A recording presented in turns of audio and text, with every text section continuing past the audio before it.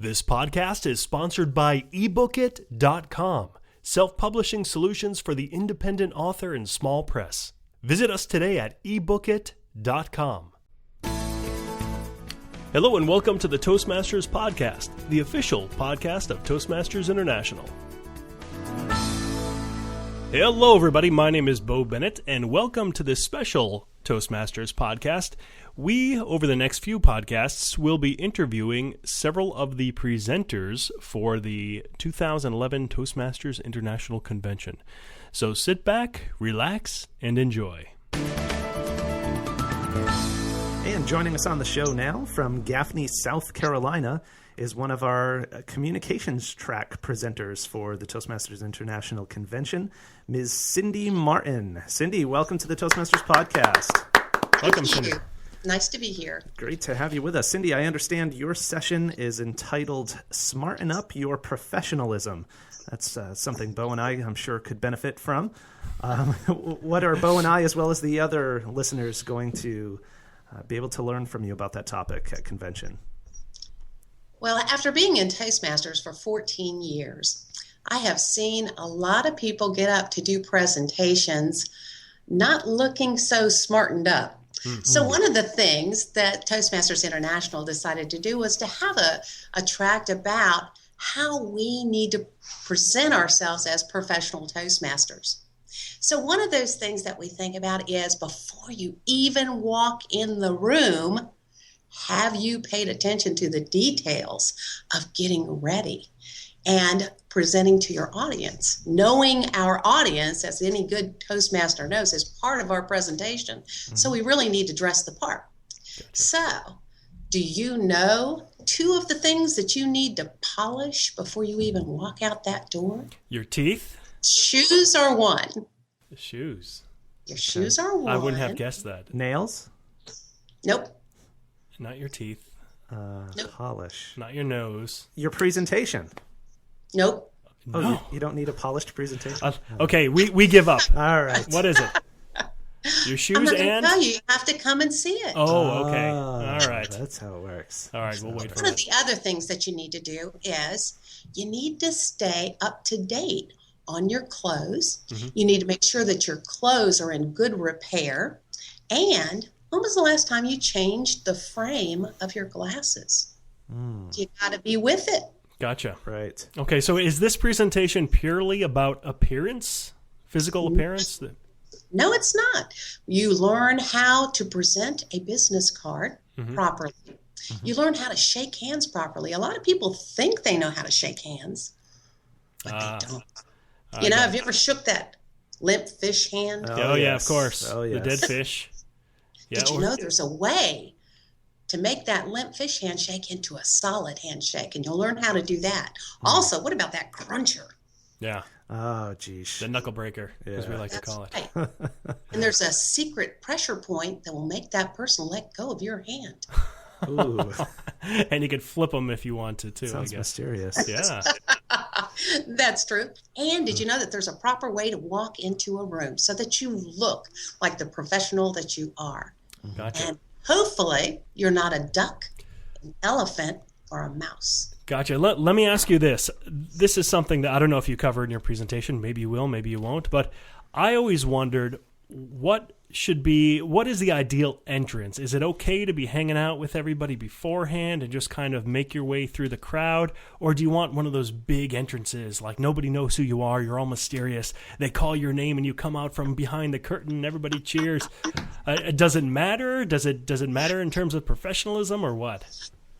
Actually, it doesn't. When you walk into the room, you want to have a pleasant look on your face, but not a big, goofy smile. Okay. So, if you walk into the room with that big, fake smile plastered on your face, people are not going to have a good impression of you right from the start. So we have to have a pleasant look on our face. What normally happens when people walk into a room, they are so lost in thought. And when we're lost in thought or concentrating on something, almost all of us have a tendency to frown. And then somebody walks up and goes, "Are you okay?" And you go, "Yeah, why?" And it's because you were so lost in thought that you had a frown on your face. Right. Right. Yeah. I thought of And that. then we need to know the proper way to talk to people. When we're having conversation, there's some conversations that are not appropriate. So we need to have a special proper form to remember what's the right thing to talk about. And so we learned the 80-20 rule, we learned the 30-day rule, and we learned the 5-minute rule. All right. You got my curiosity up there. So in terms of professionalism, I take it you have to think carefully about the words that you say as well and your language when presenting the speech. You can't, if you're speaking to a third grade audience, maybe a bunch of friends, a bunch of your peers versus a professional, and you're in a corporation giving a seminar, obviously your language is going to be different. And you're going to speak about that in your presentation? Without question. And with this being an international audience, there are certain gestures and certain words that you should avoid, especially if you know you're going to be in front of an international audience. Right. Right. And I know of some words that mean one thing here in the United States, but another thing in Australia, for example. That's exactly right. And some hand gestures, too. Right. Those are good to know. So, Cindy, share with us a little bit about who you are and your background and interest in this topic. Well, I actually came by this topic naturally. My father was an officer in the Army. We lived all over America and Europe. They sent me to a finishing school in London, England. And so I learned many, many of the things that I still do today. There's a lot of people that don't teach deportment, and I do. And deportment is how you walk into a room, how you walk up and down stairs. Yes, there is a polite way to walk up and down stairs. How to sit in a chair, how to approach a chair, how to walk into someone's office. So deportment was something that I learned in that schooling. And then I went to California and I learned American Business Protocol from Phyllis Davis, who is the American Business Etiquette Association. You know, I remember back when I was in high school, a Spanish teacher got very upset with me for the way I disposed of my chewing gum. You're not supposed under to the have table, chewing gum. under the desk. No, it wasn't under the desk. If I recall, I think I kind of went up to the trash can. This was before class started, and sort of leaned over and let it just drop gently out of my mouth into the can. And she was very upset with me. Now, I feel like there's no real good way to dispose of chewing gum. Do you have any thoughts on that? Well, you either Cindy? spit it out in your hand, right, or the napkin, in a and then tissue, then throw it a in. You're napkin. spitting it out either way, Right. You're just skipping the middleman by spitting it directly in the garbage. That's what I thought. would have argued that That's point, what Ryan. I thought. I did. Good for you. But actually, it is absolutely rude to chew gum in public. Yeah. You're not supposed to chew gum. That was my first mistake. But if you accidentally forgot and you walked into a place and you've got chewing gum in your mouth, then yes, you would take the napkin and put the chewing gum into the napkin and throw the napkin away. So, But and you got to you're use the word eating. put instead of spit. Put the chewing gum Don't into the spit. napkin. The same thing applies, for example, if you are sitting at a dinner table and you eat an olive that has a pit in it. Spit it into a napkin and put it down. Right. You would take your spoon, put it into your mouth, place the pit into the spoon, and then take it out of your mouth and place it on your plate. Wow. Sneaky. Interesting. There's wow. It's a whole nother thing. This, no doubt, is going to be a very interesting session. For sure. We're looking forward to sneaking in on it and Great. seeing what else we could learn. And I encourage our listeners to do the same thing. And I make it fun and interactive. And they'll learn so much, that things that they may have been taught earlier in life and have just forgotten about. Well, it's got to be fun. You have fun written all over you.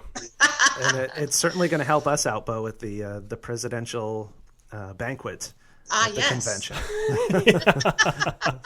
I always wonder why everybody, whenever sits at our table, take staring whatever at I us. say and maybe do the opposite. What do you think? No.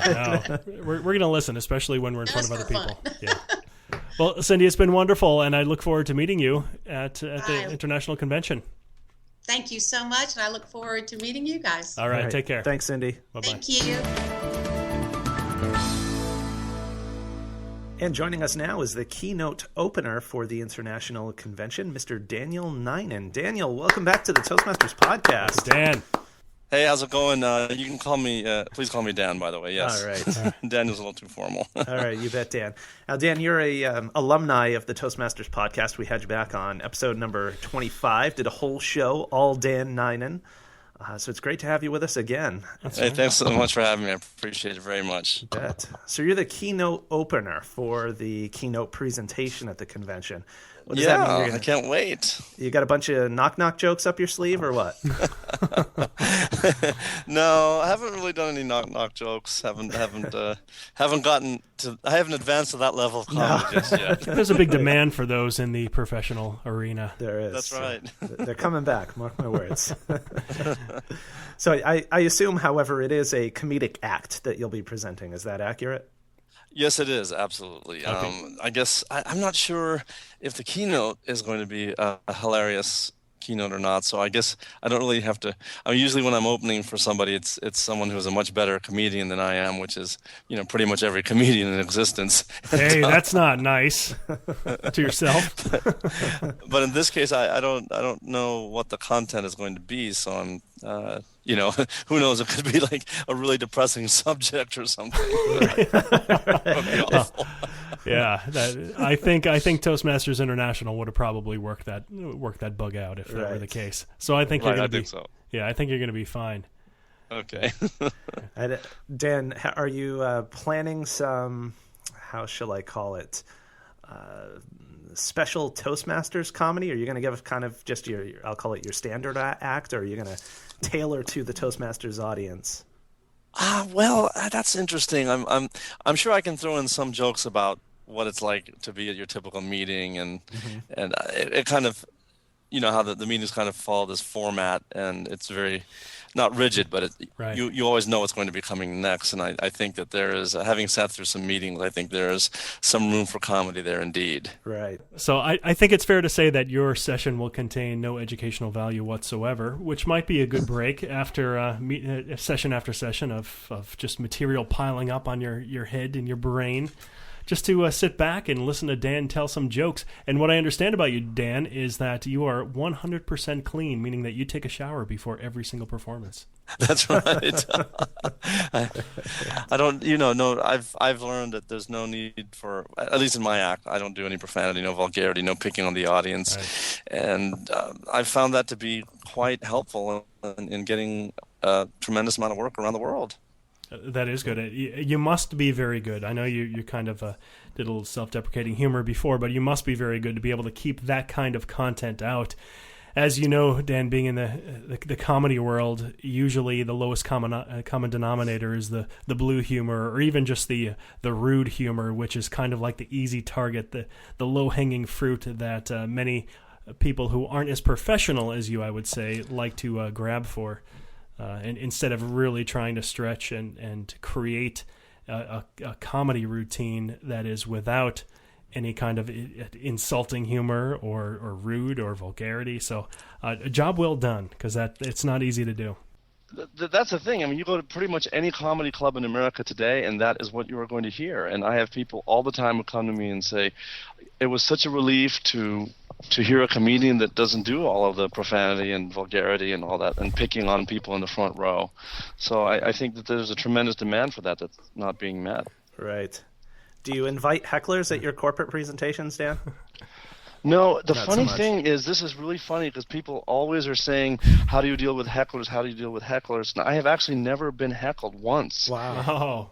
Right. And Ryan and I have a new job. That's right. You just threw down the gauntlet. That's right. I took a comedy class when I started, and I still take it when I'm in New York. And I thought there should be a heckler's class that kind of parallels at the same time and comes to the same shows.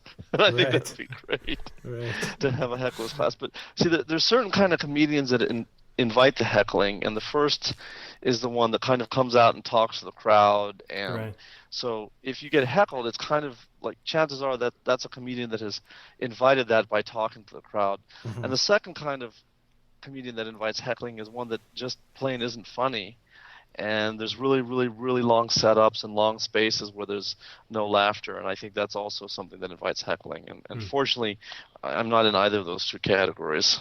Yeah. At least not yet. All right, Dan, it was wonderful having you on. Thank you so much. And we are going to be seeing you in Las Vegas in August. I can't wait. It's going to be so exciting. I love doing shows in Vegas, and I just can't. It's going to be a huge party. I can't wait. All right. Great. Well, We we'll look see you forward to there. meeting you in person, Dan. All right. Likewise. I'm looking forward to meeting you, and thank you so much for your time. I appreciate it. You bet. Thanks. Take care. And Bo and I have the honor of speaking with the 1992 World Champion of Public Speaking, distinguished Toastmaster, Dana Lamont. Welcome, Dana. Welcome, Dana. Hey, thank you. I'm glad to be here. Great to have you with us, Dana. So you are one of our presenters for the International Convention. You're on the communications track. What's the title of your presentation? E is for excellence in speaking and in leading. Ah, you're hitting both, the speaking and the leadership. 2 in 1. That's right. That's great. That's true, because the principles apply to both, no matter which track you choose. But Gotcha. as you say, I'm on the communication track Thursday morning. Okay. Great. So what can our audience, what can the Toastmasters expect by going to your session? Give us a little tidbit. I expect to cover notions of excellence that are actionable.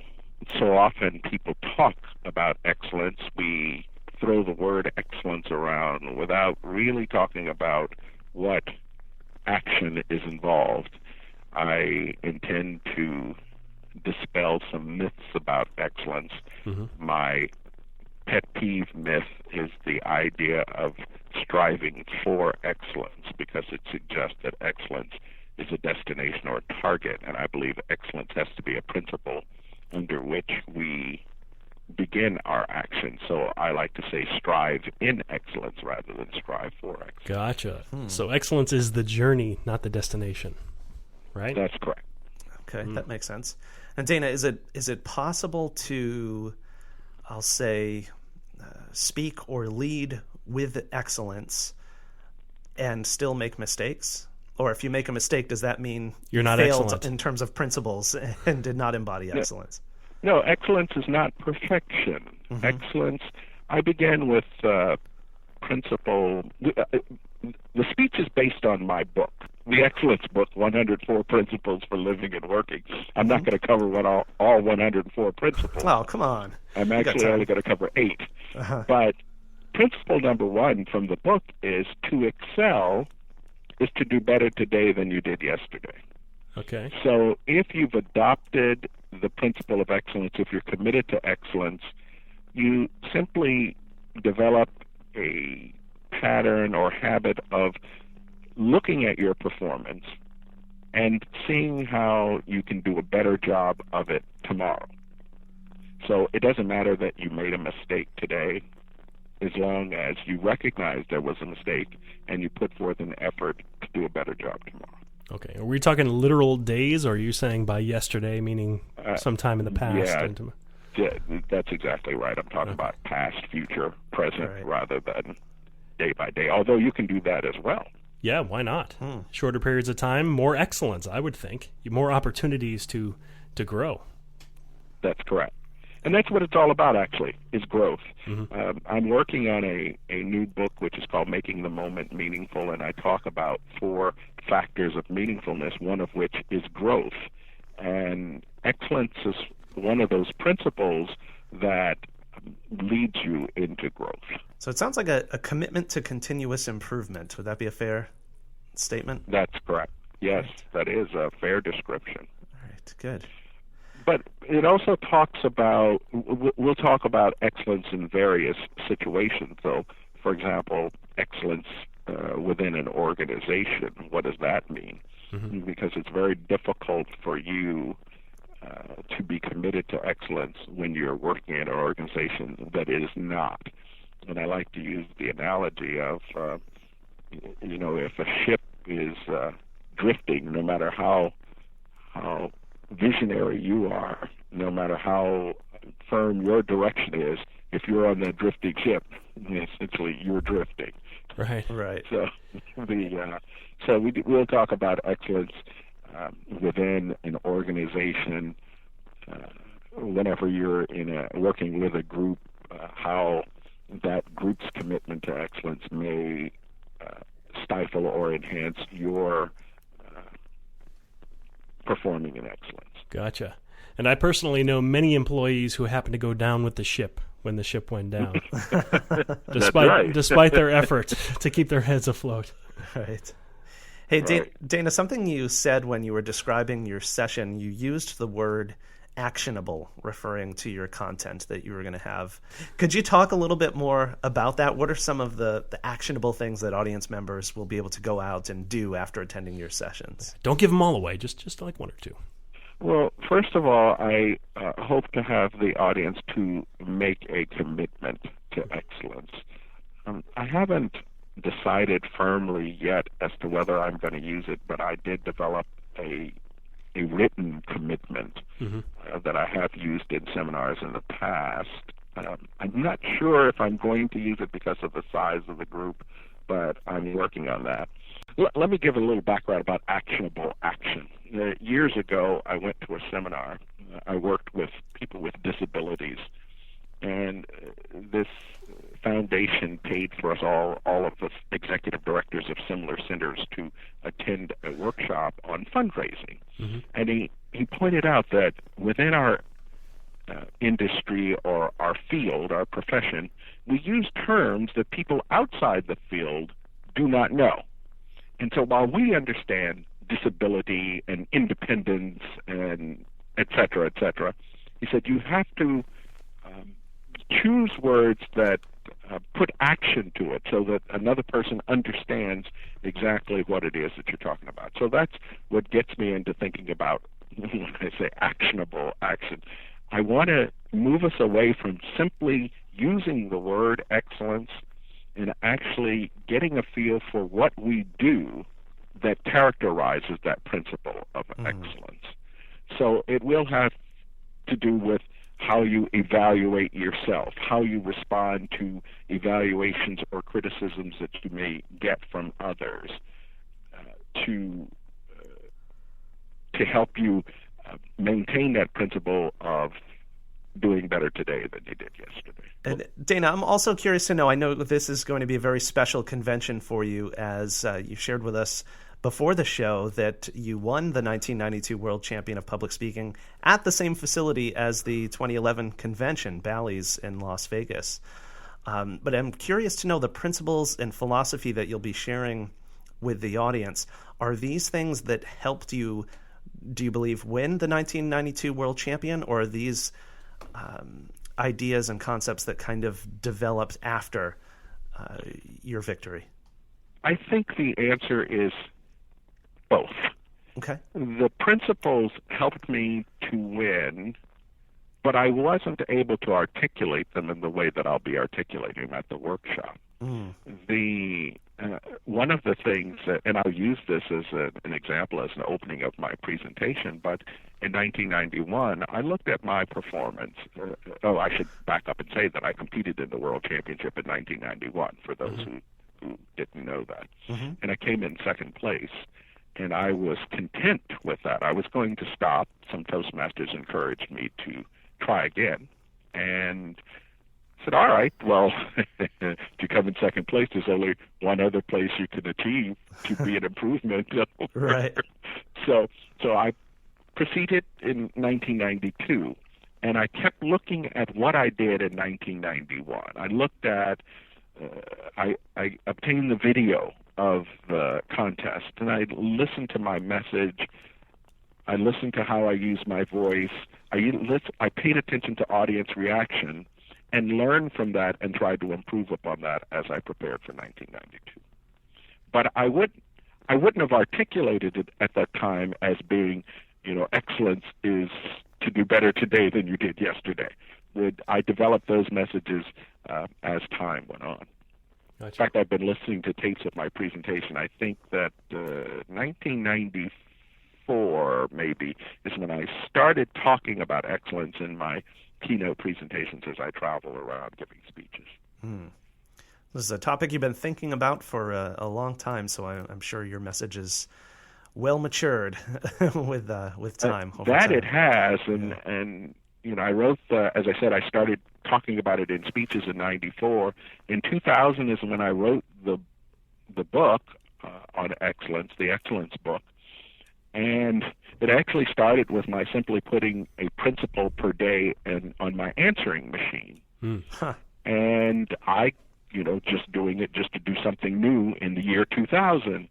And once I ran to the phone to answer it, and the person said, "I didn't want you to answer it. I called to hear what the message is today." And so that's what gave me the idea, well, maybe I should be compiling these messages, because I had been changing them every day. I said, maybe I should compile these messages and put them together in a book.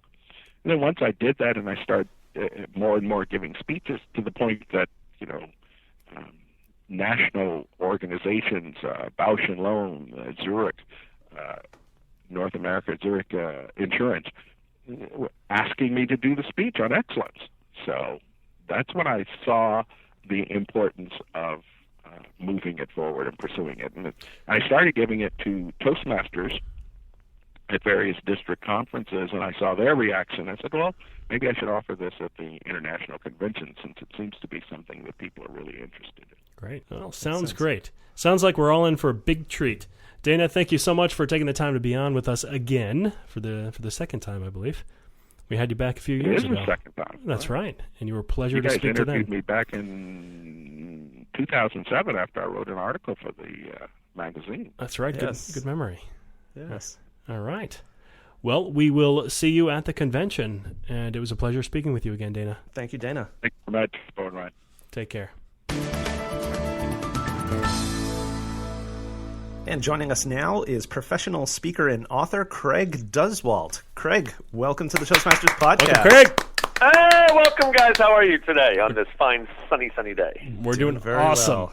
Very Awesome. well. Very good. Very good. Thank you for having me. You bet. Now, Craig, I think I can say with confidence that you probably have one of the most unusual backgrounds or atypical backgrounds for a Toastmaster convention presenter. I would have the most unique background, Are you correct? sure about that? Okay. Well, I'm sure our audience is eager to hear what is so unique about your background. So please share. Okay. I'm basically a professional speaker now, author, and I teach rock star marketing. And the rock star comes from touring with bands like Air Supply and Guns N' Roses. And I'll just give a quick overview of how this happened. Back in, I graduated college in 1983, and right out of college, I got a job at a small theater in Long Island, New York. Air Supply came in to do two shows, a Friday and Saturday night. Friday night, I was working the show. Saturday night, I went to the show as a guest. The band saw me the second night. They liked the way I was working the first night. I had a lot of high energy, good attitude.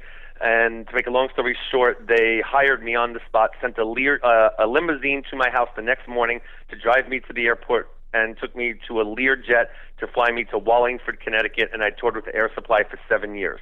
Wow. So after, I know, right? Went from 0 to 100 in like one night. After that, I toured with Air Supply for like 7 to 8 years. Took a little break in between, opened up my own advertising agency and started doing some advertising work. And then I got a call from a friend of mine that used to tour with Air Supply, who is now the manager of Guns N' Roses. And he said, "Are you ready to go back on the road?" And I said, "Yes, I think I am," and because he offered me a lot of money. And I said, "What do I have to do?" And he said, "You have to basically babysit Axl Rose." And I'm thinking, at the time, they weren't hugely famous yet. And I'm thinking, that's the guy that's like in jail every weekend. Is that correct? And he said, "Yes, and I'm going to pay you a lot of money." And I said, "Okay, I'll do it." So I toured with Guns N' Roses for 4 years during the early 1990s Use Your Illusion World Tour as Axl Rose's personal manager, just basically keeping him out of jail for 4 years. That was my job. And then after that, I became I owned my own advertising agency again. I was a copywriter for a Los Angeles ad agency, then a senior copywriter, then a creative director. Then I opened my own ad agency. And about 3.5 years ago, I became a speaker, and I tied in my outside-the-box marketing ideas that I learned with Guns N' Roses and Air Supply of how to market, how to get 80,000 people to come to a stadium, to my regular advertising, the traditional advertising I learned as an advertising manager and as a owner of an ad agency. Combined those together, came up with Rockstar Marketing. Now I speak all over the country, and I have large boot camps every March and September in Los Angeles. That's it in a nutshell. Wow. Big nutshell. And in between that, I was on General Hospital for a year and a half, too. All right. Wow. What an eclectic background. I know, right? It gets worse. It's much longer than that, but that's the condensed version. Gotcha. So what do you have lined up for the Toastmasters?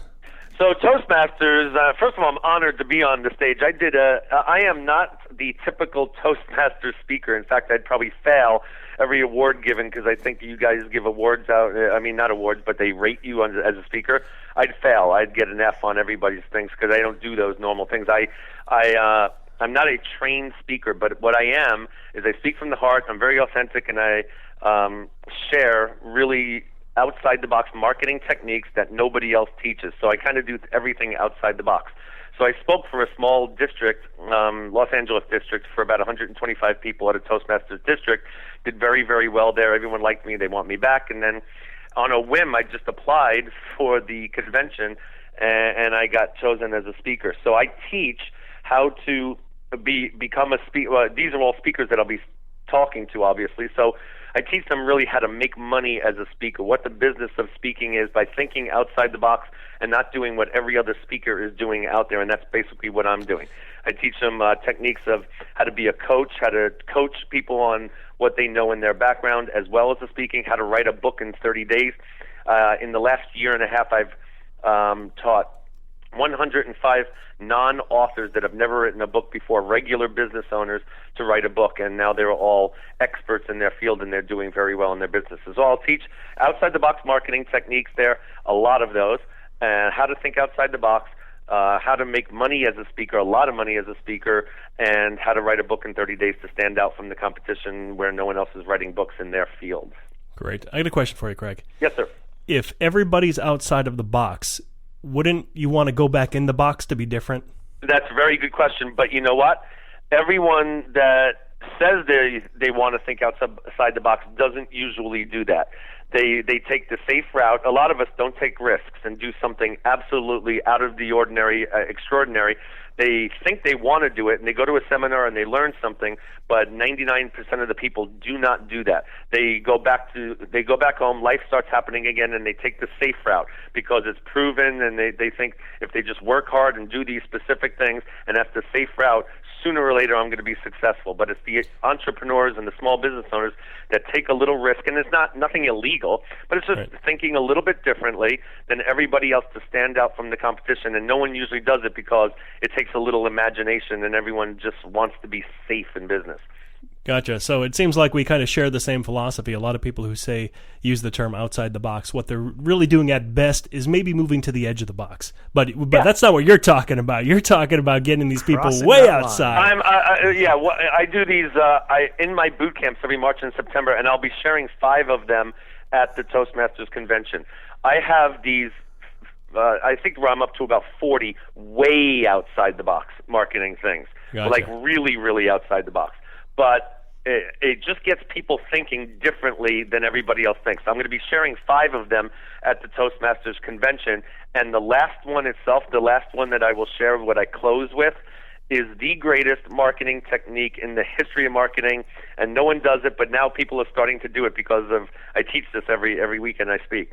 So the last thing I'll talk about is how to use books to really get yourself known. And it's very outside the box. That sounds great.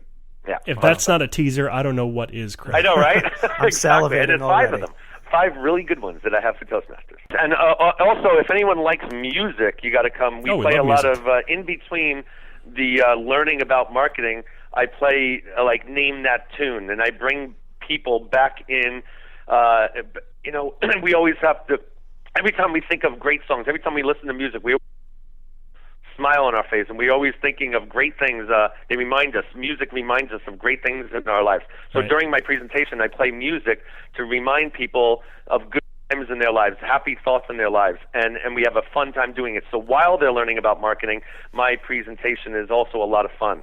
Gotcha. So name that tune. It'll either be Air Supply or Guns N' Roses. No, it right? won't. I promise to play others.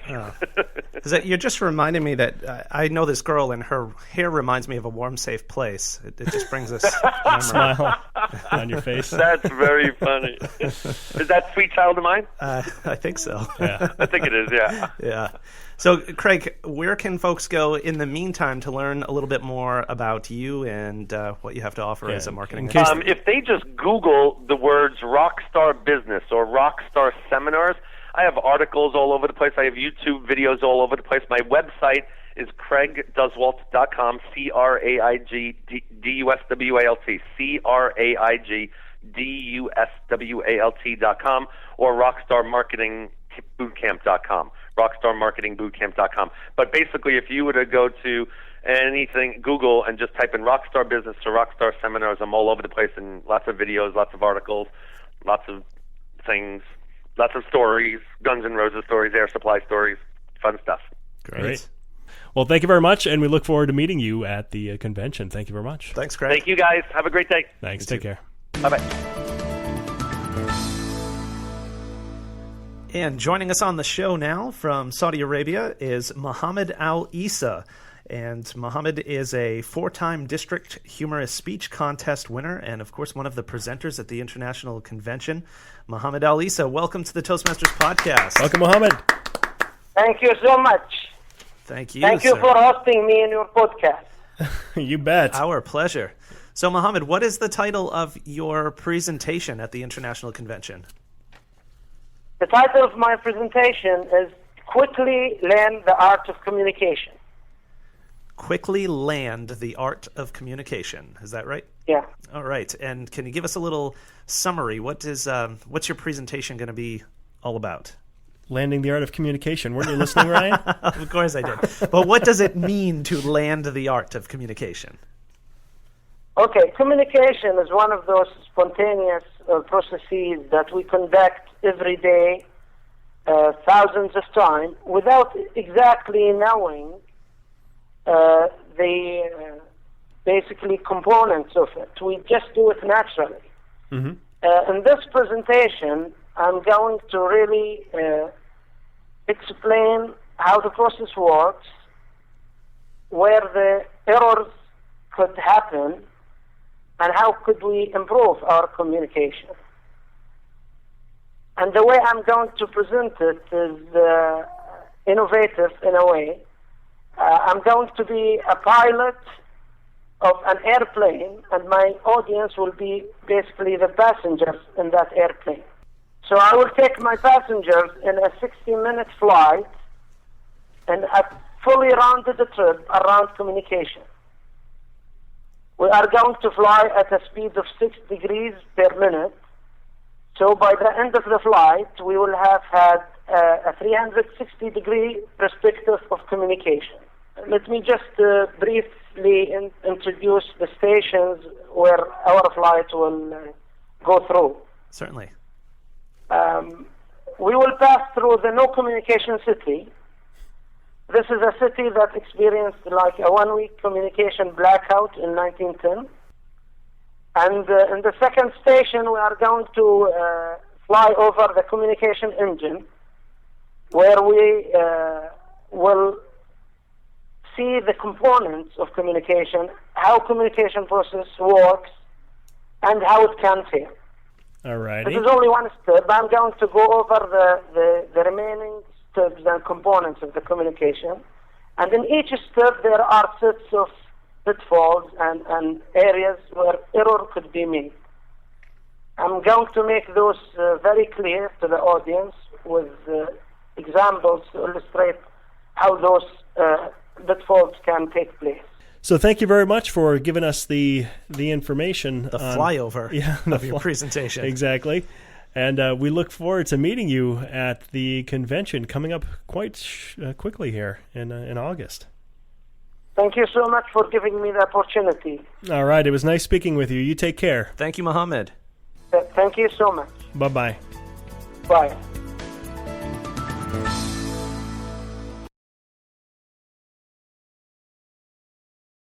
Isn't it about time you published that book you've been thinking about? We can help with that. At ebookit.com, we've been providing authors and small presses with ebook publishing services since 2010. Visit us today at ebookit.com and let us know how we can help you.